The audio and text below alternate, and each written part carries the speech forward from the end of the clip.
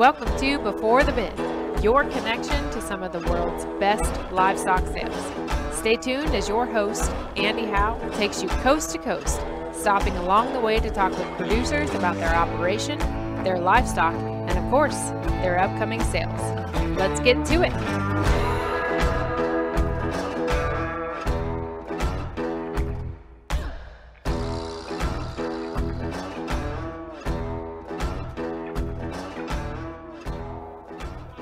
Welcome, livestock friends, to this Before the Bid podcast. And on this one, we are going out east. We're going to be out in New York for this podcast, and we're going to be in eastern New York, and we're also going to be in central New York. And I have two gentlemen on the phone that have taken big risks and made very big moves and started over from where they were and have built a program up and just really going along with it. And they're going to have a sale coming up, and that sale is going to be on October the 22nd. And again, it's going to be out in New York. It is going to be in Lyons, New York. And they're going to have it at one of the farms here, and so they're going to gather a couple of these cattle. There's a couple other operations that are in this that are going to come together and have this sale, and we're going to be talking about the Tullyfergus Angus sale. And I have on the phone with me Robert Groom from Lyons, New York, and also I have Doug Giles from Millbrook, New York. Guys, want to welcome you here to the podcast. Well, appreciate it. Thanks, Andy. It's a privilege to be on and talk some cattle. That's what we like to do. We've got a few things to talk about before we get there, and one of them kind of failed to mention here on the introduction. We've got a legal immigrant that decided he needed to come to the United States and make a huge move. Born in Ireland, and then went to Scotland. Is that right, Robert? Born in England. Went to Scotland, which is a lot more unpopular. The move to Scotland from England is you it's very unpopular. Very unpopular. Okay. Okay, but you made yourself okay right there. For quite a few years, right, in Scotland. Yep. So kind of where we started the first Tullyfergus herd, and that was the name of the farm in Scotland. And when I came to the States, I figured, well, there's probably no one else going to be using that name, so I might as well, keep it and start up with it here. Right. The worst thing about it is it uses up 11 characters of the animal name, so it kind of limits your options a little bit. Right. Which, if you go to the back of the catalog, there's an animal in there that was running out of characters to get the name. So, yeah, that is quite a few to use up in that. Yeah. Well, Robert, we'll start with you, and we'll get to Doug here in just a minute. But again, an immigrant from England to Scotland, and then you decided to come to the United States, and you've been here almost 20 years. Is that right?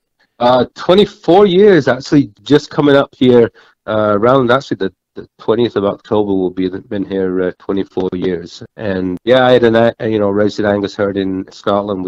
I started that myself in 1987. I'm a reformed dairyman. That's what my family did for generations before, was milk cows. And my dad and myself didn't really fancy milking cows for the rest of our lives. And right. We did something different. We moved to Scotland and we got into beef and sheep operation and growing some small grains, and then got into Angus cattle just kind of by accident. And then I got an opportunity to come to and travel the States and study the breed here. And when I went home, that's when I became an Angus breeder. That's when I had a real focus then on what it meant to be in this breed and what it was going to take to breed good cattle and what good cattle really looked like. And so that was an eye-opener. And then the other thing that I saw when I was here was a National Junior Angus show. And there was nothing like that anywhere else. And there's certainly nothing like that in Britain. And I just kind of made a deal with myself that if I ever had the opportunity, that I would come to the States, and it would be an opportunity for my kids to participate in something that was just a phenomenal experience. And so that's what got me going, and that's what tripped my trigger to look for an opportunity. And when I found one, and who knew it'd be in New York, but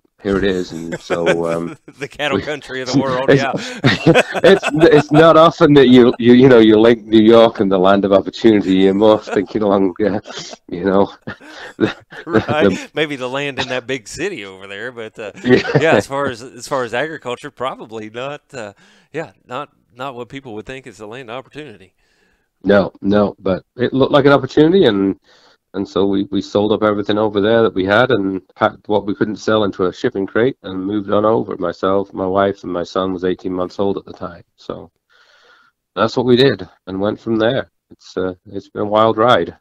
So was it basically a move to be able to raise Angus cattle? The way I liken it was that I don't want to overstate it, but I was doing pretty well with the Angus cattle we had in the Britain that we were breeding over there. We were selling some bulls. We had a pretty good roasted herd. I'd bought a couple of American donor cows, and we were flushing them in Canada to circumvent some of the rules to try and get new genetics. And we had a very successful dispersal. I was serving on the council of the society at that time, which would be like our board of directors here. Okay. And at the time I was like, 28, 29, 30 years old.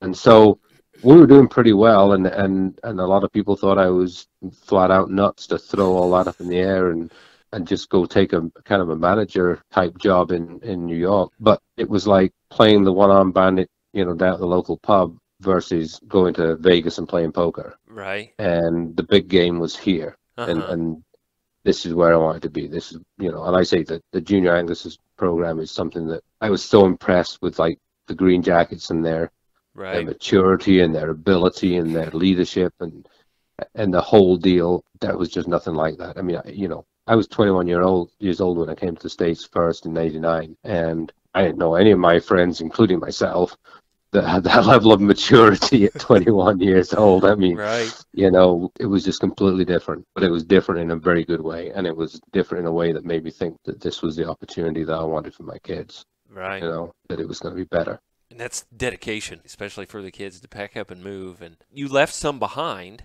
as well, some people behind that are still there. And where are they at? Well, so my folks carried on farming there. My sister in 2000 actually had gone out to New Zealand a couple of years before to work out there, and she'd met a guy out there, and then they got married in 2000, and they have a farm down in New Zealand. And in 2014, my folks emigrated to New Zealand, sold the farm, and emigrated to New Zealand to spend their retirement down there, which is kind of like going to Florida. I mean, the weather's pretty even, and it's, nothing too wild. They can play golf every day if they want, and it's, my dad goes and helps my brother-in-law they have some vineyards and grow quite a few grapes for a couple of companies over there, and then they have some livestock as well. So he still gets to keep his hand in doing that and keep some of the birds out of the vineyards. So you have to take his 12 gauge with him and put that to use. So, my dad was always a very good shot. I mean, we ate quite a few Christmas dinners where the turkey was one that he'd won at a clay shoot somewhere. Oh, awesome. He was a pretty good shot. Still is a pretty good shot. And he's still pushing 80 years old, and he's a good shot. So anyway, they settled in down there, and so there's just my brother and sister-in-law left in Scotland, and he was never interested in the farm anyway. He's always worked in like human resources and things like that. So yeah, everything was worked out pretty nicely. My folks have been here and visited us. We've been to New Zealand a couple of times, visit them, and it's interesting. Get to see some different things. Neat. Well, tell us a little about the family that you brought over with you. So, yeah, my son was 18 months old when he came over, and he grew up. He showed cattle a little bit. He wasn't really that into it. His interests were elsewhere. He went to college out in Oklahoma, met a gal out there, got married, and then actually they moved back to Lyons last year. So they're working out here. And then my older daughter just turned 21 yesterday, which is hard to believe. Oh, wow. She's halfway through a master's in Connecticut, so she's working away there. And then my youngest is 16, and she's the one who loves to show cattle. She lives it and breathes it, and she does a lot of our halter breaking now, and she's into it. Right. So, I was going to say she's kind of diehard, according to some of the things you post on your Facebook and things. Oh, yeah. She is a serious competitor. She loves showmanship. She loves to compete. I mean, everyone likes to win, but she likes the competition, and she's made a lot of good friends in this business across the state, across the region, across the country. It's just a fun deal to be part of. Right. Yeah, and across the country, when you go to breakfast out in Nebraska at the National Junior Angus Show, and there's Robert Groom sitting there eating breakfast with you at the hotel, why, man, that's dedication and going the distance for your daughter. Yeah. It was a lot more fun with $2 diesel. I know that much. That's true. That's true. Next year, I hope we can get this thing under control, because both of us are going to be hurting, but probably not me as much as you are. No, it made a dent this time. Right. Right. Yeah. Yeah, that as well too. So that's awesome, and what a great story. And you're still sending some things back to Scotland. Is that right? To do Yeah, a few yeah. things? We had a young lady came and worked for us in 2015, and at the end of the summer, she was really into the cattle. She really understood what we were trying to do as far as our breeding program. And I said, well, we've got some eggs in the tank here. We've got some other cows we could flush. We could send some embryos over there. And I got a friend over there that would have some recips that they could put them into and get her started, basically a straight U.S. pedigree herd built on cows and cow families that we developed here. And so we sent a couple of 3 different lots of embryos over there now, and their herd is slowly growing. And the biggest challenge is trying to find sires that she can use on those cows. It's because there's not that many American genetics managed to get over there, and a lot of the stuff that does is not something I would pick to use. Okay. And so that makes it a little tougher, but she started being able to sell a few bulls, and she's got some interest in what they're doing. We're basically doing it like we do. They calve the heifers at 2 years old, and that's not that common over there. Right. Or not as common as it should be. A lot of people still calve heifers at 3 years old. Right. And so she's doing that stuff and cull hard and look for good udder quality, good feet and legs, thrifty cattle that will gain and do well and stick around for a long time. I mean, longevity is the key. So Right. that's what we're doing. And they're probably a little better looking than most of those other cattle over there, aren't they? Is my understanding. Yeah, I agree with that. Some of those cattle look pretty hard to look at. Yeah, Dad talks about those cattle are so hard to look at, and so maybe we'll get them a little American style over there. Yeah, it's tough because of their grading system. But I think the reality is that if subsidies go away, it's going to be very hard to be profitable with a lot of those very big cows that are very heavy muscled and very hard doing. It's just going to be a tough haul to try and make that pay. Right. And so I think at that point there's going to be some sense of reality is going to return to it. Right. And Robert, your operation now in New York, and it probably kind of goes along with those over at Scotland. You try to do a forage-based operation, correct? Right, because I'm cheap.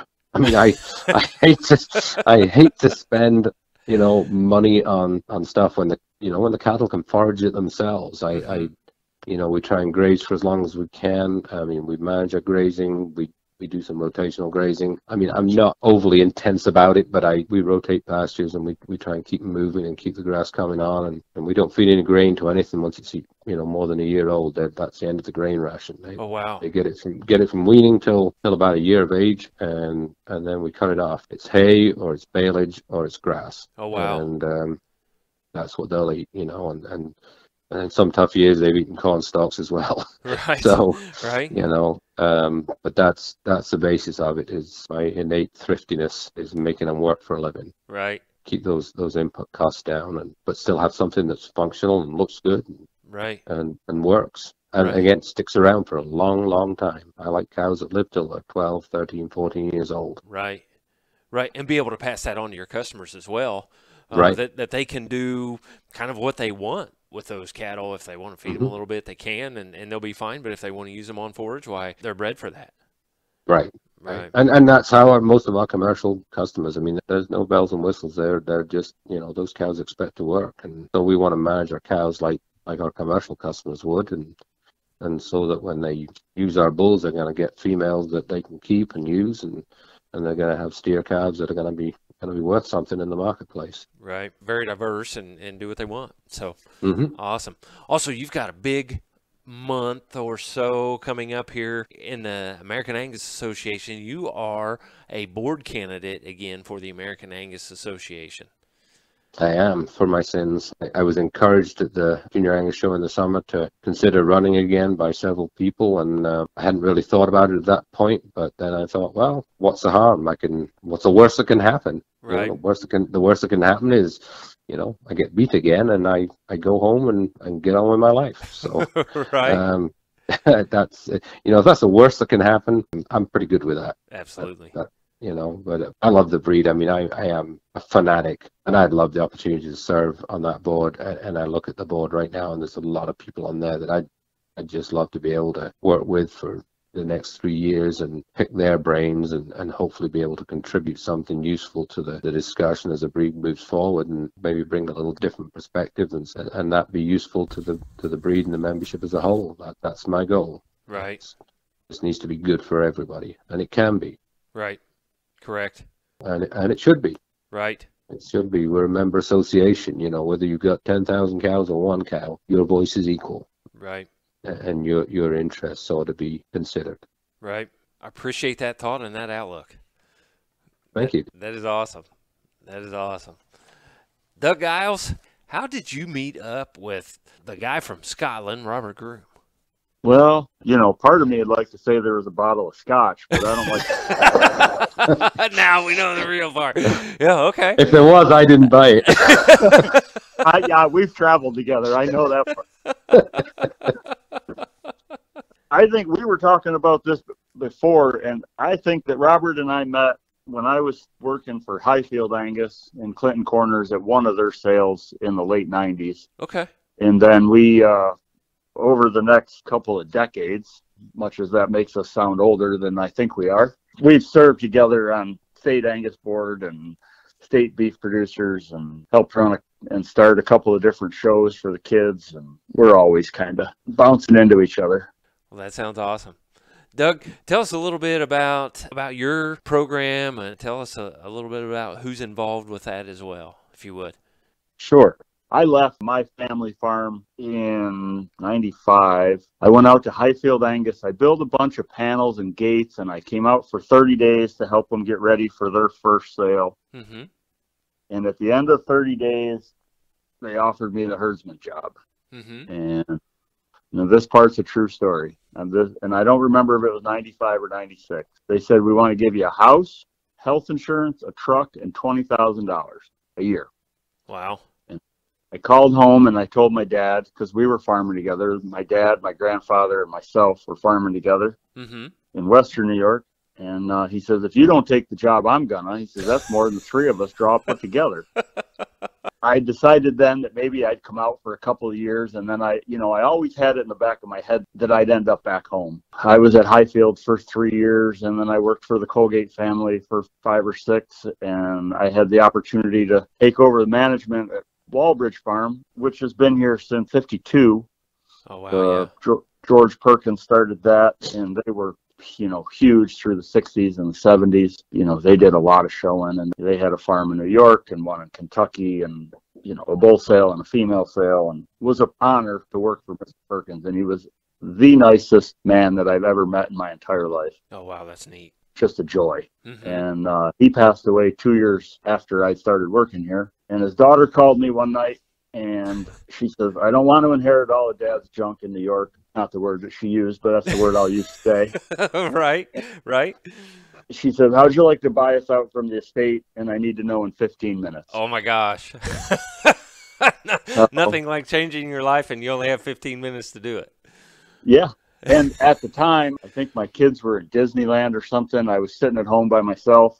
We had literally had about a 12-minute conversation, and the family held a note on the cows and the equipment, and we've been leasing the farm from them since 2007 or 8. Oh, wow. And it's been a hell of a ride. Right.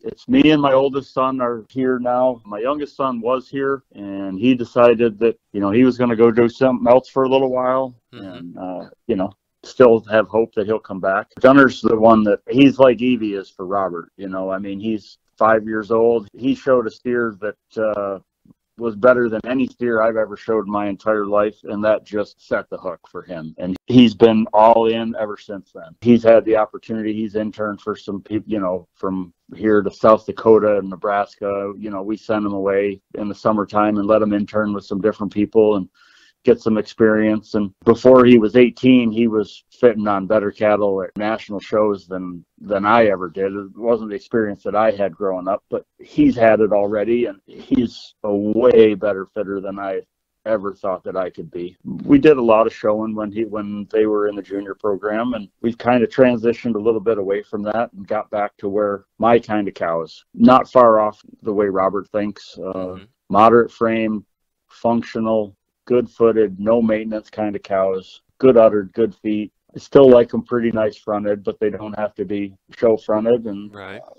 but we finish all of our own steers and some of our customer steers. We got a pretty decent meat business going that we've worked at for a decade, and that's kind of made our cash flow. And between that and we sell, most of our stuff is sold private treaty. We sell all of our bulls private treaty, and most of the females that we sell are private treaty.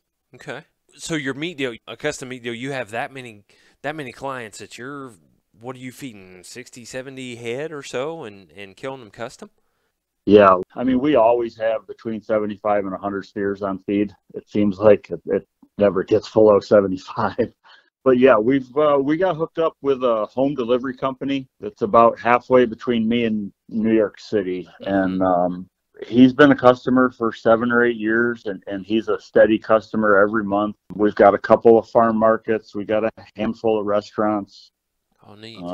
I had a farm store for 7 or 8 years. So we've played the farm market game. You know, we've transitioned to a more of a wholesale approach to it and let other people deal with the people. Right. And we can do what we do better. We can raise it. We can get them, you know, we grow all of our own stuff here. You know, that's what we can do. I don't want to, I mean, we know how to raise them and truck them and cut them and wrap them and all that kind of stuff, and let somebody else deal with John Q. Public for the most part. And right. Then everybody gets to make a little money. And we've actually made some female customers just from selling people beef and, you know, letting them sell it at their farm store. Or it's been a symbiotic relationship, and it's a lot less stressful for me now that we don't have the store open. Right now that you don't have to deal with the public all the time, and Mm-hmm. like you say, do what you do without having to put up with some of those things, I guess. Yeah. You say your herd's pretty commercial. I'd say we treat it like it's a commercial herd. We don't creep feed any calves. If you don't get pregnant in a 75-day window, they leave. If we trim their feet, they leave. If they don't have a calf every year, they leave. You know, if they raise a calf below average or is not a keeper, they leave. Wow. You know, we don't make any excuses for them. It costs the same amount of money to feed a good one as it does to feed a bad one. You're exactly right. You know, we've been fortunate. We've raised some pretty damn good bulls that we've used that have left some awesome females for us. And I've bought some pretty good bulls that we've been lucky enough to use. We actually, this spring, I bought LD Grazer from Musgraves, and he's walking the pasture here. And I don't expect that I'll AI a single cow this fall. He cleaned up 50 cows and bred 35 in the spring, and he'll breed another 35 this fall. And, we're really excited for his first calves to come in the spring. He's the kind of bull that I wish they were all like that. I wish it would be that easy. Right. Yeah, so it sounds like you've made your life a lot easier, not dealing with the retail stuff, and now you're limiting some of your AI stuff and not having to do all that. That sounds pretty good to me. Well, you know, I'd like to say that as I'm getting older, I'm getting wiser, but a lot of people would argue with that. No comment. Robert's going to stay quiet on that, but it sounds to me like you're doing well for yourself and getting rid of some of those things that maybe you don't need, I guess. Well, we sat and really looked at it from a time, a money, and an energy standpoint. You know, buying semen, cycling cows, AI in cows, AI certificates, semen costs, all these things, and where we were at and what we could on a bull. And, you know, we stole Grazer. I mean, I'd have paid more for him if they asked it. Maybe you shouldn't say that very loud. Oh, Tyler and I had this conversation. Oh, okay. And he told me what the people after I bought him were offering him. The people after me were in the $20,000 and $30,000 range, and they would have been right. Right. I don't know. Maybe I'm just getting slower. I don't know. But don't get me wrong. We're still going to AI cows, but we're still pretty excited about him right now. And he's going to be perfect on our Z11 daughters. And that was the plan. I mean, we had actually tried. I was sitting online trying to buy a Grazer son in their sale, and I couldn't get one bought for what I ended up buying Grazers for. So that was the direction we wanted to go. And when the opportunity came, we jumped at it, and it's fortunate. Yeah. And you've got some grazer influence coming here in this sale.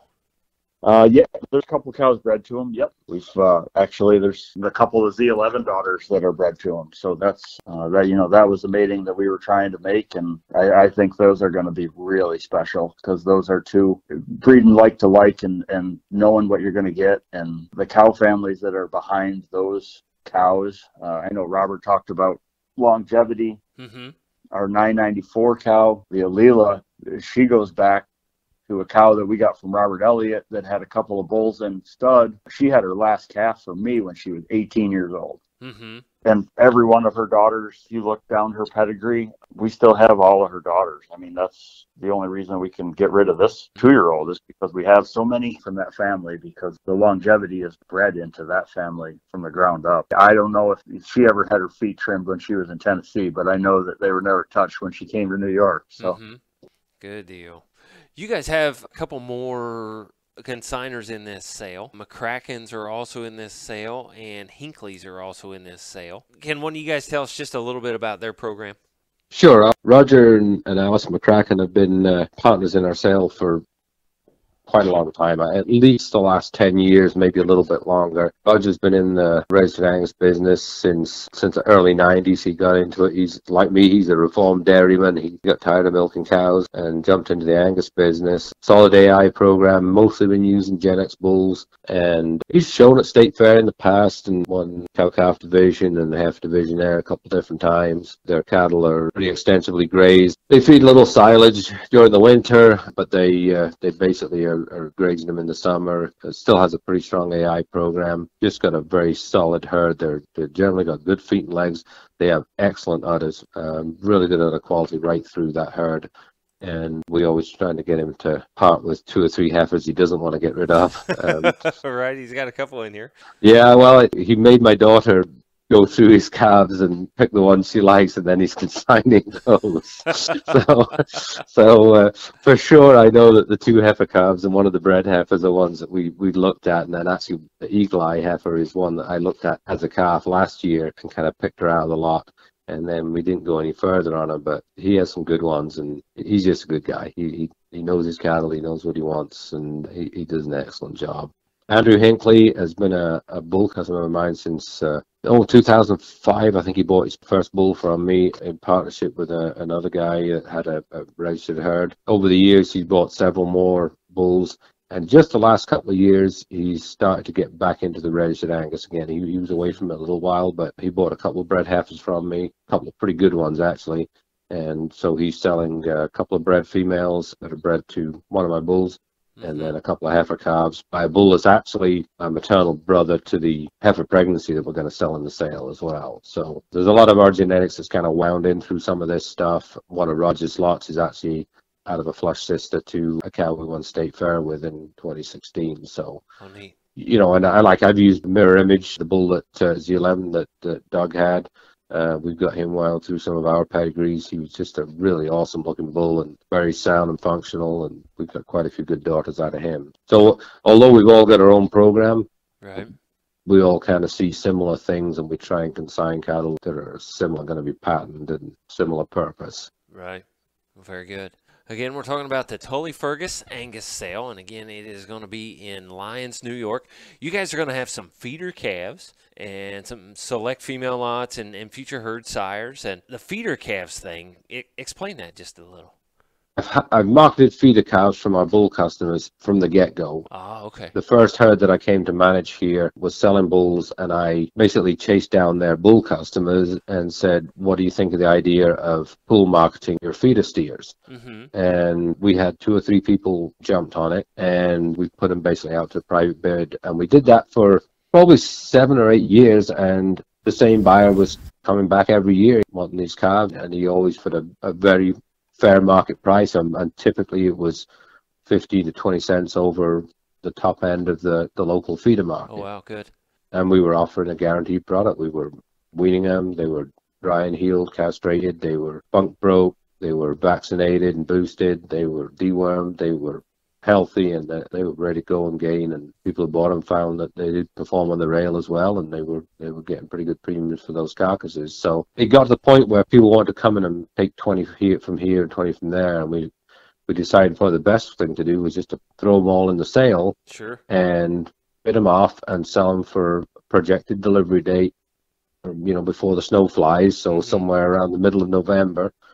And with all those things done and specify a vaccination program, and so we started doing that, and every year we sold more and more and more. Now the last 2 years have been a bit of a disaster because of the whole COVID thing, and the kind of sale took a bit of almost a hiatus. We were still marketing some of the feeder calves, but not as many as we had in the past. And this year is probably the smallest group we'll have sold in probably 15 years, but I think part of that is due to the stronger market, and I think a lot more buyers are trying to source some of these cows right off the farm and not go through the sale.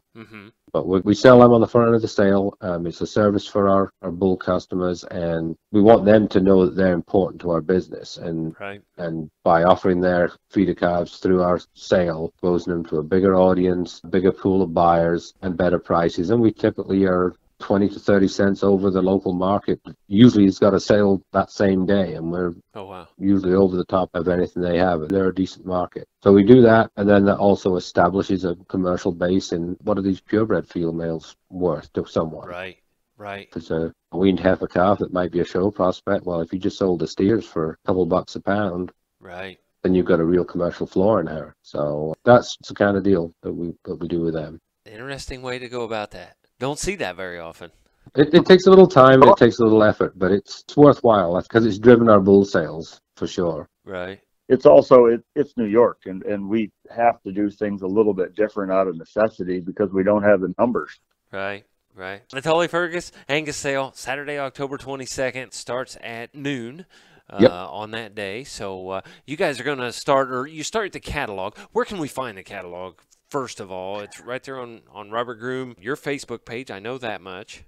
Yeah, and it's on our website, tullyfergus.com. There's a link right to it there, and you can go right into it to there. We do have some hard copies available. We've actually got the second round of the hard copies are coming in the mail because there was a glitch on the first round, and one of the lots is missing. So, whoops.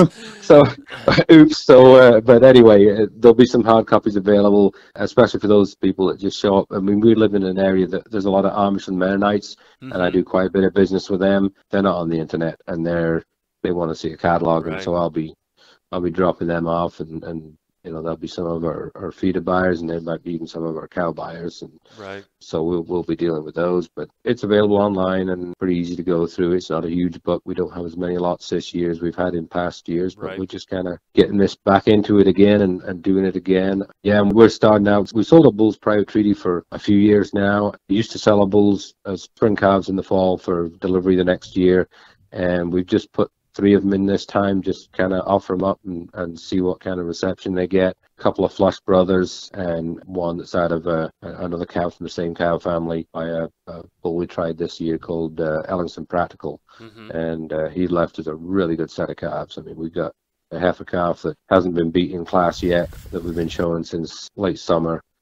Just a March heifer calf. We got the heifer calf that we're selling the sale out of. It's a flush sister to the lot 2 bull, and that cow's raising a whale of a heifer calf of her own as well. So we've got those genetics, but we want to offer something that we think is pretty special. I mean, the 2 flush brothers both had adjusted 205s around 750 pounds, and we don't creep feed. Oh wow, yeah.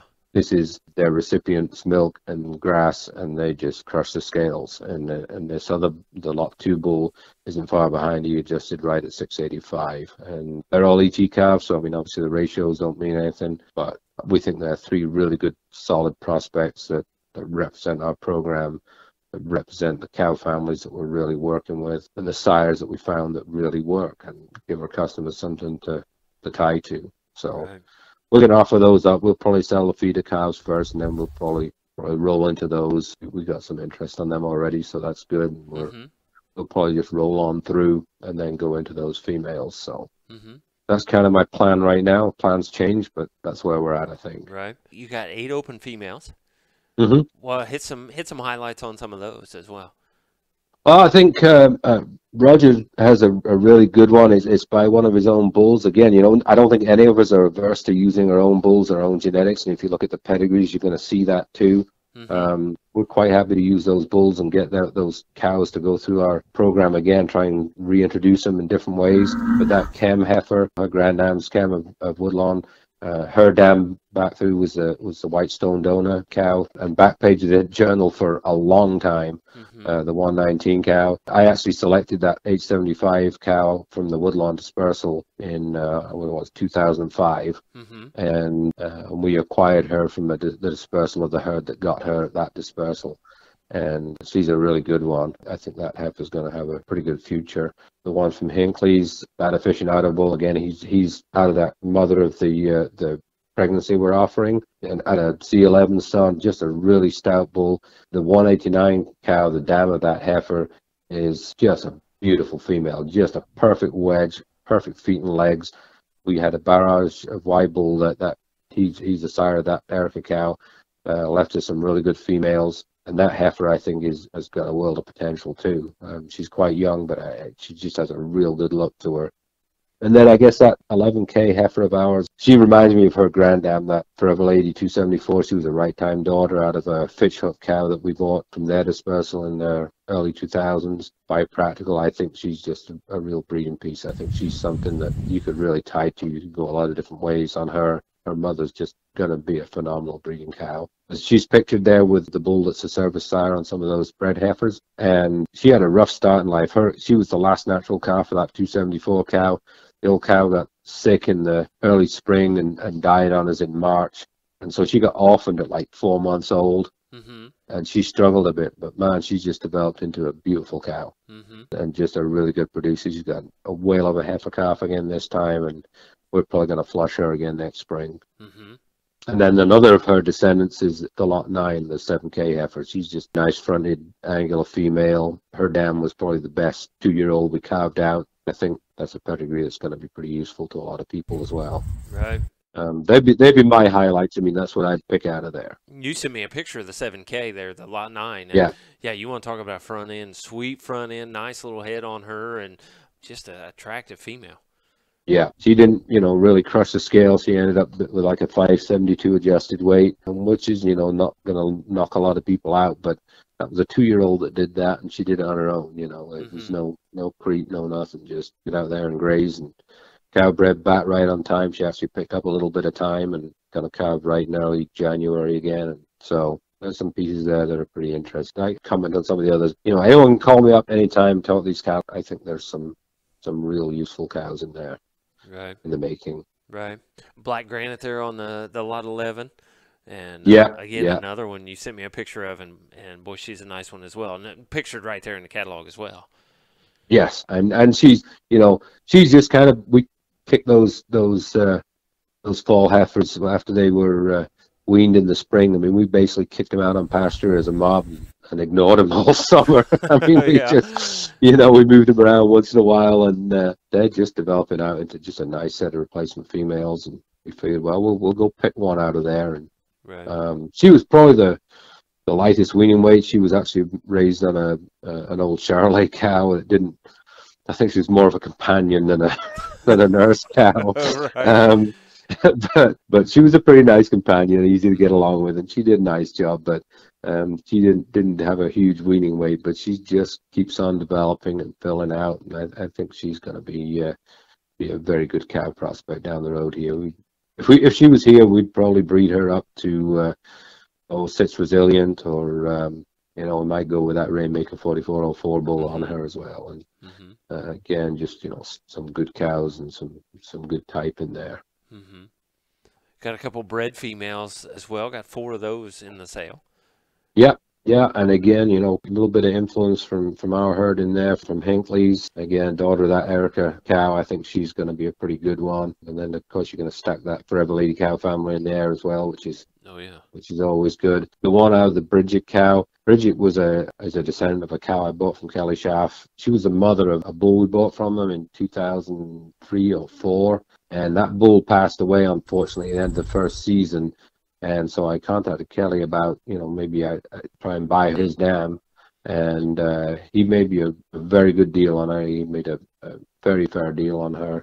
She was a 598 daughter, probably the best one I'd ever seen. She had twin heifers for me the next spring. Then we flushed her, and we got 3 New Day daughters out of her. Oh, geez. These go back to one of those New Day daughters. Again, they stuck around forever. I think the granddam of this one, I think we culled her in, she must have been 12 or 13 years old. Oh, wow. Yeah. So there's a lot of power in there. And actually on the bottom side, that Beacon Bull would be another Z11 son. So he worked real good for us, and they're pretty good females. Right. Yeah, and then that Eagle Eye daughter, I say, was one we picked out when we were looking through calves last year, and then we picked her out again when we went through Roger's breds. He wasn't wild about parting with her, but she's bred to homegrown, and homegrown's the sire of the Practical Bull. So right. There's a lot to like there. I'm going to have to tie Evie's hands together when that one comes in the ring.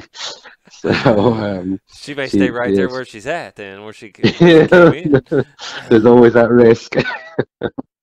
And that's good for the both of you, because you guys can pick up some genetics that you guys have brought in from other people, and those guys have a place to go with them, and know that you're going to support them. Absolutely.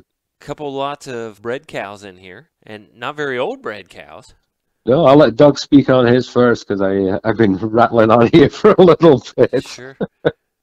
Well, we just got we got 3 bred cows in the sale. You know, Robert had called me about the sale again, and I drug my feet because I left that out in the beginning, but we were expecting another baby in August, and I was a little busy.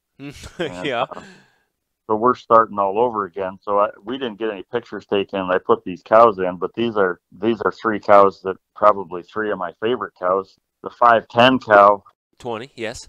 The Titan daughter, she goes all the way back to, if you go way back in her pedigree, she goes back to Lindbray EXT 546 cow that won the Kansas State Futurity in 95 or 96. And we bought her out of that Futurity sale. Tom Burke actually sent her to Highfield.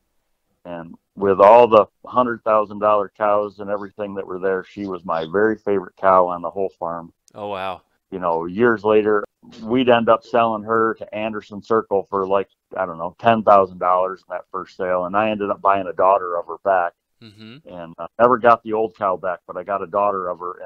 And we probably end up, we must have 10 or 12 descendants of that daughter in the herd still. But this is just a picture perfect, moderate frame, perfect uddered, good footed, nice fronted, just an ideal Angus female in my brain anyway. That's a really nice one. And she's got a set of numbers to go with her as well. You know, Titan helps that pretty good. I mean, that was Mike Sorensen talked me into trying Titan years ago, and probably a bull I never would have used, but he was out there and saw the bull and saw some calves, and he's like, yeah, you need to buy a cane of this and give it a try. You know, we weren't disappointed. The Juliet cow, her mother was my pick of the bred heifers at Penn State one year when we were down there. Little bigger framed probably than the Titan daughter. Again, the same type of cow. Huge middle kind of a cow, really powerful, yet still has enough femininity. Again, if we didn't have her mother, that's the kind of cow that you couldn't get rid of. You know, I still have her mother. So started to talk about the 994 cow, which lot would be 18. lot 18, I'm guessing. She goes back to that Robert Elliott cow. Every one of those Alila cows, it didn't seem to matter what we bred that family to. Every one of them was good. They just, they clicked. They were just good cattle, every one of them. I mean, we had, I think her Grandam, I think it was a 2500, and she was one of the heaviest milking 2500s that ever walked the face of the earth. That whole family, I mean, we've bred them to, again, I mean, she's got loot in her pedigree. I mean, we thought enough of that family, there's $300 loot semen on them to make show heifers for the kids to show, you know, back a few years ago. So that's a good one, and a good young cow that's done a nice job. You know, I'm sure there's holes in all of them, but you know, I'd stand behind all of them. There's 3 that I'd keep in a heartbeat. The hardest thing about picking cattle for a sale is to put the ones in you don't want to sell. Right.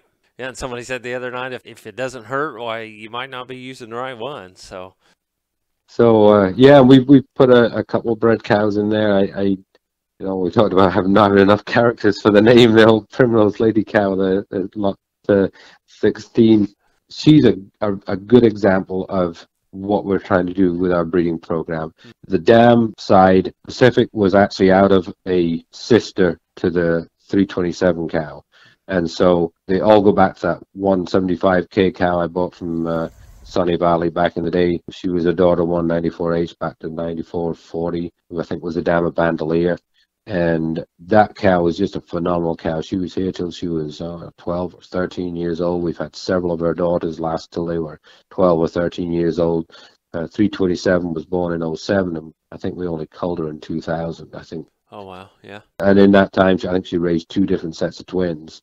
And then we always like to go back in with the Forever Lady cow family, and that Foresight bull would have been the last natural son of old Right Time cow by Z11. And we used him heavy in the commercial herd. We got a lot of nice daughters there, and we used him some in the registered herd. And he did very well with them. And those young cows are going to be pretty good. And then bred back to a bull that, again, we sold him to a commercial herd about, 6-7 years ago. Did a really good job there. We bought him back and we used him on cleanup. We got our first couple calves out of him this fall. They look really stout. And we got a few cows bred to him for next spring. That's from our Miss Burgess cow family. And he's it's just a really, that's what we want to do. We just want to keep stacking those good cows in there and keep stacking those good bulls in there and have something that's, predictable and longevity. And then the Blackbird cow is my daughter's show heifer from last year. Raised a really good bull calf.